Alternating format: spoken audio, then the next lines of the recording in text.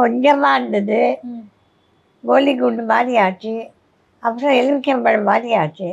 So it started growing inside the mouth. அப்புறம் இங்கெல்லாம் வந்தது. என்னன்னு புரியல. அது பயாப்சியில் சிலிக்காக கண்டுபிடிக்க முடியல. So they didn't want to take a chance. ஒரு முறையும் இந்த கழுத்தில் இங்கேருந்து இது வரைக்கும் வெட்டி உள்ள கையை விட்டு எடுத்தாங்க. they didn't know how much to take. எதுக்கும் இருக்கட்டும் இன் அண்ட் அரவுண்டு அந்த குண்டாக இருந்தது, அதை சுற்றி சுற்றி வேறு எடுத்துட்டாங்க. ஸோ இப்போ அந்த நர்ஸ் என்ன சொல்கிறாங்கன்னா, you are a medical miracle. Because அவளுக்கே எதை எடுத்தோம் தெரியாது. நம்ம ஃபேஸ் இஸ் ஸோ சென்சிட்டிவ். அதில் ரத்த குழா இருக்குது, சதை இருக்குது, நரம்பு இருக்குது.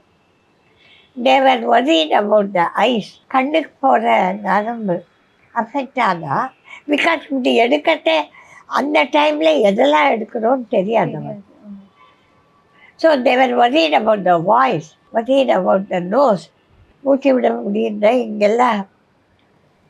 பட் இத்தனைக்கும் அந்த அனஸ்தீசியா முடிஞ்சு மயக்கம் வந்து தெளிந்து நினைவு திரும்பின உடனே கண்ணை மூடுங்கோ கண்ணை மூடி தந்தேன். Oh my god, you are able to close eye. அதாவது அவளுக்கு அந்த கவலை, கண்ணே மூட முடியாத இவைகள் அப்படியே நிற்கிறபடி அப்படிலாம் ஒன்று ஆழமா. இப்போது பேச்சு லேசாக கொஞ்சம் இதாக இருக்குன்னா அஃபெக்ட் ஆகிருக்குன்னா கூட ஸ்லோலி ஓவர் த மந்த்ஸ் சரியாயிடும் நாங்கள். ஸோ எனக்கு அதுதான் சந்தோஷம்.